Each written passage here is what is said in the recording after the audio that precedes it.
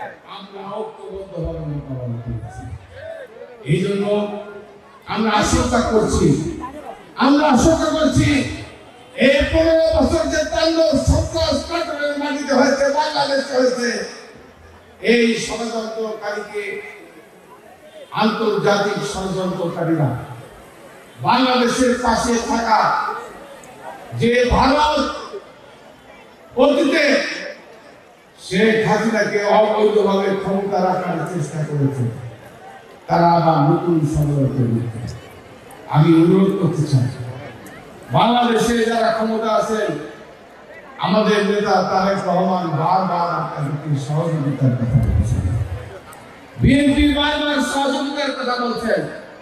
আপনাদের প্রধান উপদেষ্টা বললেন আগামী ডিসেম্বর মাসে বাংলাদেশে নির্বাচন হবে। আমরা তো 15 বছর ভোট করছি নির্বাচনের জন্য। আপনারা ভোট দিতে পেরেছেন? বলে 15 বছর। এই 15 বছর আমরা ভোটের জন্য আন্দোলন করেছি, দেশের গণতন্ত্রের জন্য আমরা আন্দোলন করেছি, মানুষের কথা বলার জন্য আমরা আন্দোলন করেছি। আর এই কথা বলার অধিকার দিতে পারে একটা গণতান্ত্রিক সরকার। আমরা ডিসেম্বর মাস, আপনি বললেন প্রধান উপদেষ্টা বলেন আগামী ডিসেম্বরের মধ্যে নির্বাচন করবেন। আবার প্রেস নোট দিয়ে ওনার প্রেস সেক্রেটারি বলবেন জুন মাসের মধ্যে নির্বাচন হবে। আমরা তো বুঝতে পারছি না, বাংলাদেশের মানুষ তো বুঝতে পারছে না। বাংলাদেশের মানুষের যারা বোকা হবে, শেখ হাসিনা ভেবেছিল বোকা, এরশাদ ভেবেছিল বোকা, আইয়ুব খান ভেবেছিল বোকা, কায়দা আজম ভেবেছিল বোকা। বাংলাদেশের মানুষ দেখিয়ে দিচ্ছে 72 সালে ভাষা বলে, বাংলাদেশের মানুষ দেখে দিচ্ছে 71 সালে, বাংলাদেশের মানুষ দেখিয়ে দিয়েছে 90 সালে, 91 সালে, বাংলাদেশের মানুষ দেখিয়ে দিয়েছে 2024 সালে 5 লাগে। বাংলাদেশের মানুষই যারা বোকা হবে, তারাই বোকার সহজ হচ্ছে। আমি আপনাদের বলতে চাই, আপনাদেরকে সম্মান করে বলতে চাই, আপনাদের সাথে বাংলাদেশের জনগণ আছে, আমরা আছি, বিএনপি আছে, তারেক রহমান আছে, খালেদা জিয়া আছে। দয়া করে আপনারা সম্মান থাকবে, দয়া করে সম্মান থাকবে। বাংলাদেশের মানুষ একটা গণতন্ত্র চায়, বাংলাদেশের মানুষ একটা নির্বাচন চায়।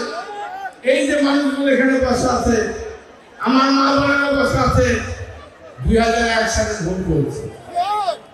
2001 সালের পর বাংলাদেশে আর কোনো নির্বাচন হয়, প্রত্যেকটা নির্বাচন চলে গেছে। 2008 সালে বলেন, 2008 সালে কিসের ভোট? কিসের ভোট? এই যে আমাদের মহাতা বেড়ালের সেন্টার নাম কি? মহাতা কি তোমার সেন্টার নাম কি? ওই কেন্দ্রে দেখলাম 2008 সালের ভোট কেন্দ্রে যা ভোট ছিল বোধহয় 3000 ভোট কি কাজ হয়েছে। আমার বউ পাইছে 1500, আওয়ামী লীগও পাইছে 1500। কোন ওই কেন্দ্রে কি মানুষ মরেনি? ওই কেন্দ্রে কি মানুষ ভোটের দিন যারা দেশে ছিল না বাইরে তাদের ভোট দিতে হলো? তাহলে একই কেন্দ্রে, আমি নিজে কেন্দ্রে ভোট ছিল করেছি, তাহলে আমার বউ পালো 1500, নৌকা পালো 1500, তাহলে কি করে ভোট হলো? আপনারা বলেন ভোট হলো? আমি আপনাদের বলতে চাই, 2008 সালে ভোট হয় নাই, 2014 সালে ভোট হয় নাই, 2018 সালে ভোট হয় নাই, 2024 সালে ভোট হয় নাই। আমি অন্তর্বর্তীকালীন সরকারের কাছে আমার অনুরোধ, বিনাশ অনুরোধ, দয়া করে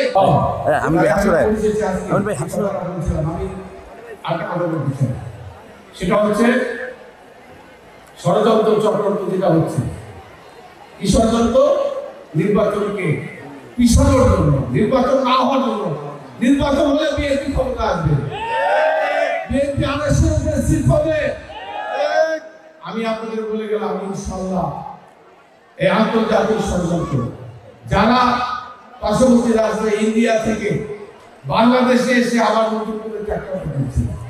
আমরা চাই কোন ষড়যন্ত্র চক্রান্ত, কারণ প্রধান উপদেষ্টা বলেছেন, আমি আগে বলেছি নির্বাচন ডিসেম্বরে, আবার বলছে জুনে।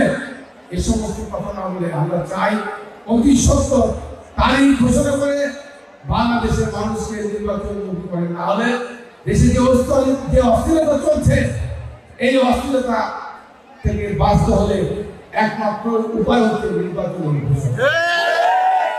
মানুষ নির্বাচনের ঘোষণা দিবেন, বাংলাদেশের সমস্ত অসুবিধা। ধন্যবাদ। আসসালামু আলাইকুম।